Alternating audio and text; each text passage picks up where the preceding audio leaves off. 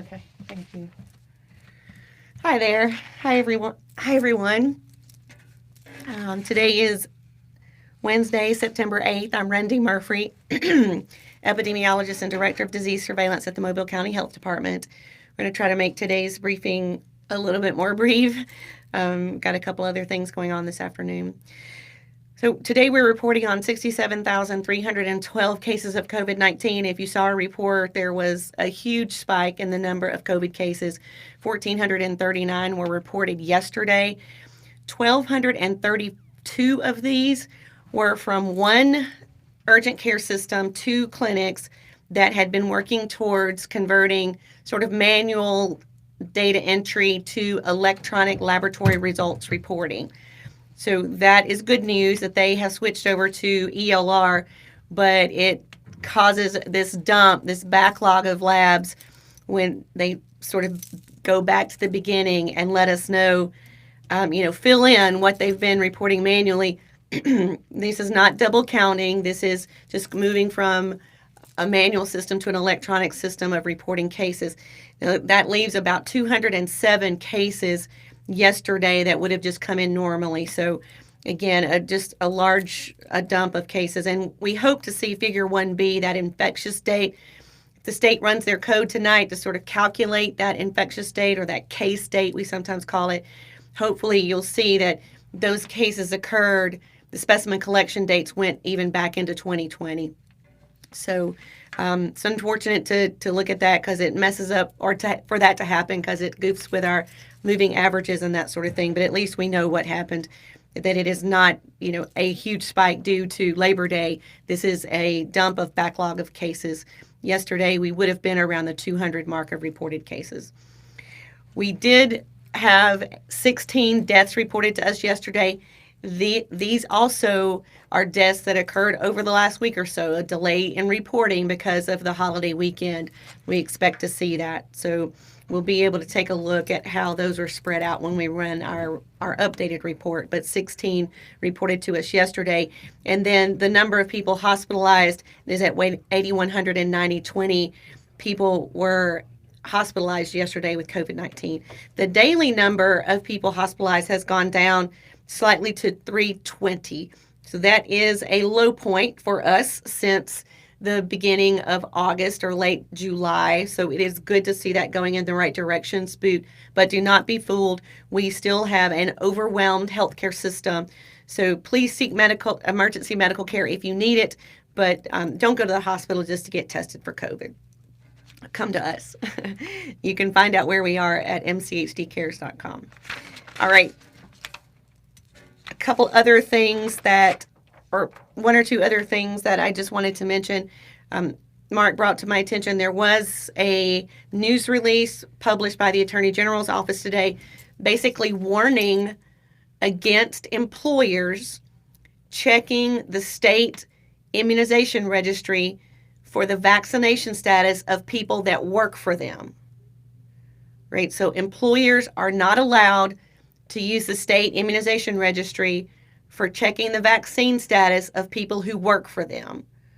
Hospitals, physicians, pediatricians, they can check the immunization registry to find out if their patient has been vaccinated for COVID or not, or determine the appropriate timing of their dose, those sorts of things.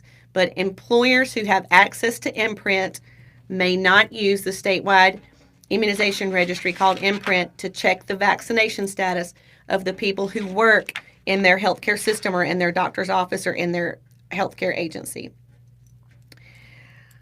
Great. I'm going to just jump to some media questions here. Someone asking or commenting that we've seen a pretty good dip in the number of COVID hospitalizations this week, and that is encouraging. But again, we're just keeping a watchful eye because of the return to the start of school, the Labor Day holiday. We always see a spike in cases followed by an increase in hospitalizations after holidays. I don't expect Labor Day will be any different. And then again, large outdoor gatherings, some, indoor, smaller, but indoor gatherings where people are not routinely wearing masks. And, if you see a big football stadium with 60, 70, 80,000 people in it enjoying a football game, and in that age demographic, as few as 1 in 3 may be vaccinated, that is a ripe opportunity for COVID transmission, particularly the Delta variant. We tell people, even if you are vaccinated, wear your mask when you're indoors. And what we want people to do is reduce the amount of time that they're around people that don't live in their household. So even if you're vaccinated, if you're just going into the grocery store and out, and if you are around someone who's unvaccinated that might have COVID, if you get that very low dose of exposure, you likely won't get COVID. But if you're at the same table, or in the concert chair next to them, or at a church pew, and even if you're vaccinated, if you're those longer periods of time that you're around people who have COVID, it raises the inoculation of virus, and it makes it harder for your body to fight it off. So just also continuing to encouraging vaccination and mask wearing when you're in crowds of people. All right, someone asked if vaccinations are leveling off, or are vaccine events still generating a crowd. So I put an image in the upper left-hand corner of the screen today. This is not one that we routinely publish, but this shows the number of first doses of COVID vaccine given by week for Mobile County. So this is not just Mobile County Health Department, but everyone that's Mobile County resident getting vaccinated, that's reported to the state system. You can see it was a big jump the last week of July and the first week of August. And I think that was due to maybe people who were on the fence, and then we had those really high numbers, in the 6, 7, 800s. I think that probably pushed some people who were procrastinating to go and get vaccinated. So we saw an increase, and I was really hopeful about that. But you can see it very quickly started to go down again. And now we're seeing 3, 5, 6,000 people initiate their primary COVID-19 series each week, and it's been going down every week. If we reproduce this graph, just looking at the total number of vaccines that are given, and this we have on our dashboard, our public dashboard, it looks fairly level for the past month or so, and that's largely attributable to a third dose in the primary series for immunocompromised individuals being authorized on August 12th. So just about the time that our first doses were starting to go down, the people started showing up for the third doses. So if you look at all of the doses given by week on our dashboard, it seems pretty level. But we see in our own data at the health department, last week, I think we gave almost 900 doses. About 1/3 of those were third doses. And I think less than 200 of them were people initiating the primary series for their COVID vaccine. All right, other questions. What would September 7th had looked like without the urgent care backlog? So I mentioned, I think, around 207 cases. Let's see, how many adverse reactions and deaths from the vaccine? So I think around 300 million people have gotten vaccinated in the United States. The last I checked, around 4,000 adverse events had been reported. So I will have to double check that because we don't routinely report on that information. Someone suggesting here, I get this a lot, if we take that 35 to 40% of people are vaccinated and we have 15,000 cases for the month of August, how much closer does that get us to herd immunity? And not very much closer. It takes, around 70% of people who have immunity to get us to herd immunity. So I don't have a calculator at my hands. I'm sure there are some folks watching who will see, what is 15,000 divided by 413? That will give you the percentage in August that might have immunity for at least 90 days. If you add that to around 45%, that still gets us nowhere close to 70% herd immunity. Someone asking, someone at risk when they receive a positive COVID test, should they have early access to the antibody shot? So here's what seems to be happening with monoclonal antibody injections. Mark, I'm going to count on you to keep me not talking long today. What's happening with monoclonal antibody injections is there's a limited supply that the federal government has their hands on, particularly the one that can be injected subcutaneously and does not require IV antibiotic treatment. That's the one people are clamoring for right now, because people who have a whole long list of underlying medical conditions that would be at higher risk of hospitalization and death should they get COVID disease, they're the ones that if they test positive, we'd really like to get monoclonal antibodies in them to try to prevent them from having disease severe enough to be hospitalized or die. And what's happening now is that I heard a statistic this morning that of all of the doses of the injection monoclonal antibody distributed in the U.S., something like 70% of them were being requested by the southern states. So because we have so much more COVID disease, a disproportionate amount of monoclonal antibody was being sent to southern states because we were requesting it. So because of that, the federal government has said we're going to put everyone on allocation so that we can spread out this life-saving treatment, this injectable monoclonal antibody, so we can spread it out across the U.S. and not just send all of it to where we have super low vaccination rates and people requesting monoclonal antibody. Remember, you can get a vaccine that will protect you from hospitalizations and deaths, that you won't need this, EUA antibody treatment after you've been exposed. So again, believe in the value of preventive medicine and only rely on curative medicine or post-exposure prophylaxis to keep you from having severe disease after the fact. You can prevent the need for monoclonal antibodies by getting vaccinated. All right, someone asking about side effects from the vaccine. So generally soreness at the injection site. You may have fatigue, maybe chills, maybe just, feel lethargic. That generally goes away within a day or two. Someone asking about Pfizer vaccines getting recalled, and I don't know about any recall of Pfizer vaccine. Why does getting tested cost our insurance when others are free to the people? So this depends. We've been talking about this. So public health gets free tests from the government. We get money from the government.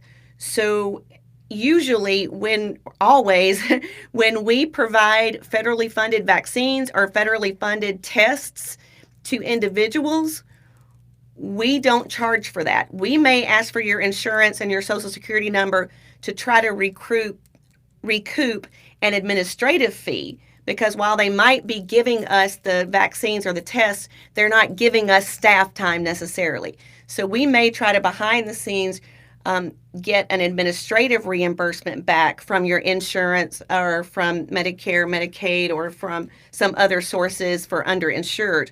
But because public health gets free things, we don't usually pass along a charge to the individual. But that's us because we're public health. There may be some other NGOs or some non-government organizations or some municipalities that are getting federally funded, but not all places do. So private practices like doctors' offices and pharmacies, they may be required to purchase those things, and that's probably why they pass along a charge to people that they are testing or vaccinating. Is the Mu vaccine resistant? So the Mu variant is the one that was first identified in Colombia. It is not vaccine resistance. It is occurring right now in very, very low levels, less than 0.1% in the United States. So the data, the science is still building on how well the current vaccine works against the Mu variant of COVID. If two people test positive in the same household, should they still isolate from each other? So Delta COVID is so infectious. If you both test positive, there's no need to isolate. You're both infected. You're not going to infect each other again or more or worse during that 10-day period. Let's see. Unvaccinated employee exposed to COVID-19.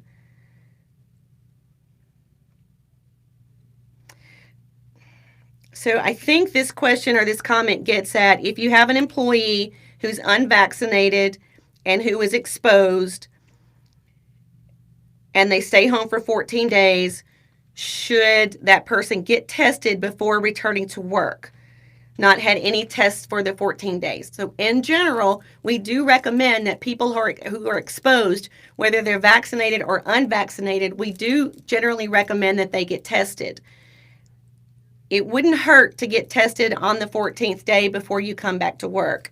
It's highly unlikely that someone would develop infection on the 14th day, but it is theoretically plausible. So it would not hurt in that situation. But in general, we don't recommend, return to work negatives for people who test positive for COVID. If you test positive for COVID, you should not test again for 90 days. Your employer should rely on the letter that you get from your provider to say when you can safely return to work or school. We don't want people who test positive to retest. But if you were exposed, whether you're vaccinated or unvaccinated, we generally recommend that you get tested every 3 to 5 days throughout your 14-day quarantine period. And it is a reasonable request to test before you return to work in that situation. All right.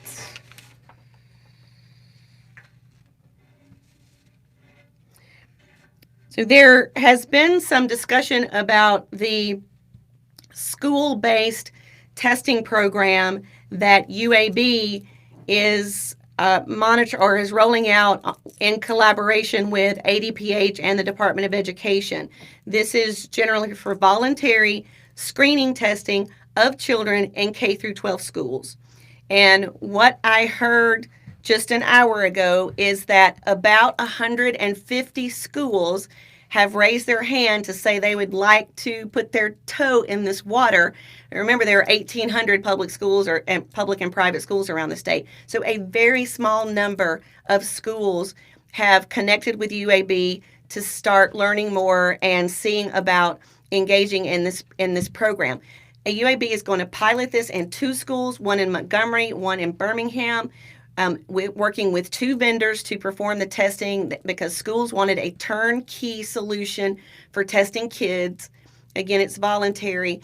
And, we'll UAB and ADPH will sort of monitor what happens at these 2 schools, hopefully be able to demonstrate success and then compel other schools to participate. All right. So that's going to be it for today. We'll talk to you again tomorrow, Thursday, about what's going on with COVID-19. Remember, get vaccinated, wear your mask, distance yourself, stay at home if you're sick or exposed. Talk to you tomorrow.